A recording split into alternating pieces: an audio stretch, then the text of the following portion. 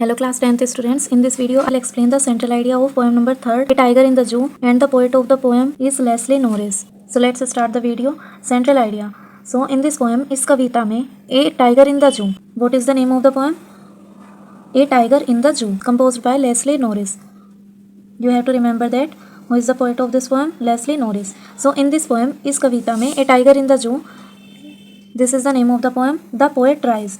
The poet means कवि tries प्रयास करते हैं टू डेपिक्ट, यस नहीं आएगा, टू डेपिक्ट दर्शाने का, बताने का, the poor condition. Poor condition means दरिद्र मीन्स बेचारी स्थिति का, poor condition of a caged tiger. तो देखिए इन दिस पोएम, कविता में a tiger in the zoo, this is the poem. The poet tries, कवि ट्राई करते हैं टू डेपिक्ट चित्रण करने का, the poor condition of a caged tiger. Caged tiger का यहाँ पे मीनिंग है केज में बंद टाइगर, मतलब पिंजरे में बंद टाइगर की पुअर कंडीशन का चित्रण करने का यहाँ पर कवि प्रयास करते हैं. ही contrast and compare the life of a caged tiger with a tiger living in natural habitat.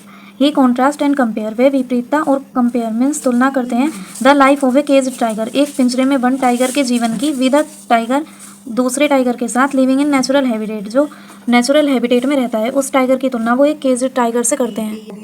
Natural habitat means प्राकृतिक परिवेश, मीन्स जंगल वगैरह में रहने वाले टाइगर के लाइफ की कंपैरिजन वो एक केज्ड टाइगर जो पिंजरे में बंद टाइगर है उससे करते हैं. Through the poem natural habitat that is a jungle, और आप ए फॉरेस्ट भी लिख सकते हैं. Sometimes we used Hindi word in English language also, but you can write forest also.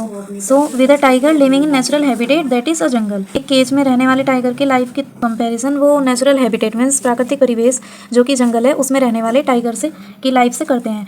Through the poem, कविता के माध्यम से, द पोएट ट्राइज, कवि ट्राई करते हैं मीन्स प्रयास करते हैं, टू कन्वे बताने का, दैट कि wild animals should be allowed to live freely in their natural habitat.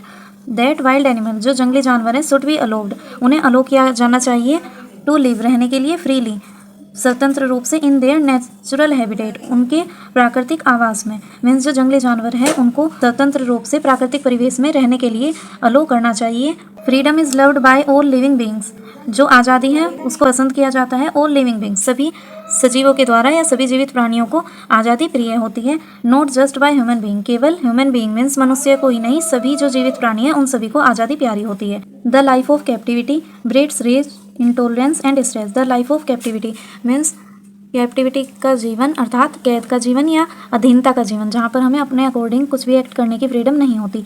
Breeds जन्म देता है किसको? Rage intolerance and stress means क्रोध को, असहिष्णुता को और तनाव को या टेंशन को जन्म देता है. सो इन दिस पोएम जो पोएट हैं लेस्ली नॉरिस, उन्होंने कंपेयर किया है एक केज में बंद टाइगर की लाइफ को एक नेचुरल हैबिटेट में रहने वाले टाइगर की लाइफ से.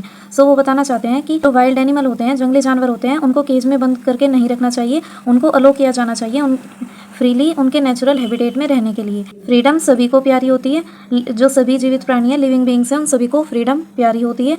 Not just by human beings, केवल मनुष्य के द्वारा ही फ्रीडम पसंद नहीं की जाती, मीन्स आज़ादी केवल मनुष्य को प्रिय नहीं होती, बट सभी लिविंग बींग्स को होती हैं. जो भी बर्ड्स एनिमल्स जो भी लिविंग बींग्स हैं उन सभी को फ्रीडम पसंद होती है.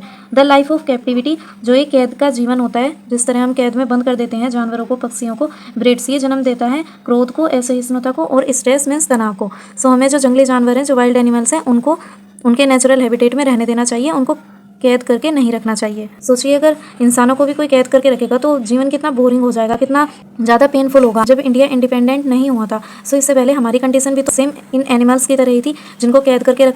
इन द सेम सेंस सभी को अपने अकॉर्डिंग सर्वाइव करने का हक है. इस धरती के मालिक हम नहीं हैं, सो हमें किसी को भी कैद करने का यहाँ पर राइट नहीं है. सो अगर आपको सेंट्रल आइडिया पसंद आया है तो वीडियो को जरूर लाइक करना, अपने फ्रेंड्स के साथ जरूर शेयर करना.